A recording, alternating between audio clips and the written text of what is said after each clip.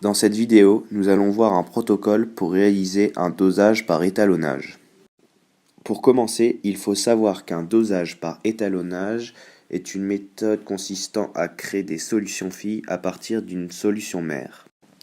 Pour réaliser ce dosage par étalonnage, nous disposons du matériel suivant: une pipette, une poire, un bécher contenant la solution mère ainsi que des tubes à essai.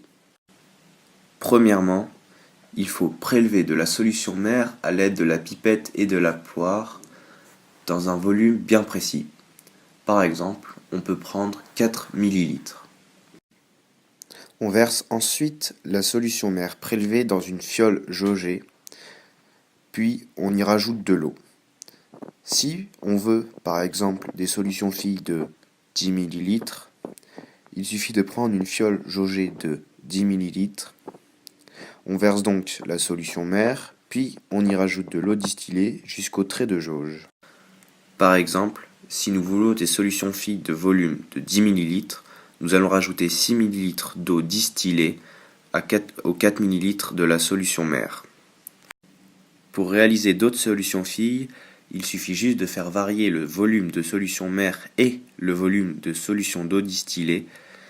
Ainsi, la concentration molaire sera différente, mais la quantité de matière, elle, restera la même. Ainsi, nous obtenons plusieurs tubes à essai. Ces tubes à essai correspondent aux différentes solutions filles réalisées. Ces solutions filles doivent avoir une couleur différente. Si ce n'est pas le cas, le protocole n'a pas été bien suivi. Ainsi, les différentes couleurs des solutions filles correspondent à leur concentration molaire. Plus une solution fille est foncée, plus sa concentration molaire est importante.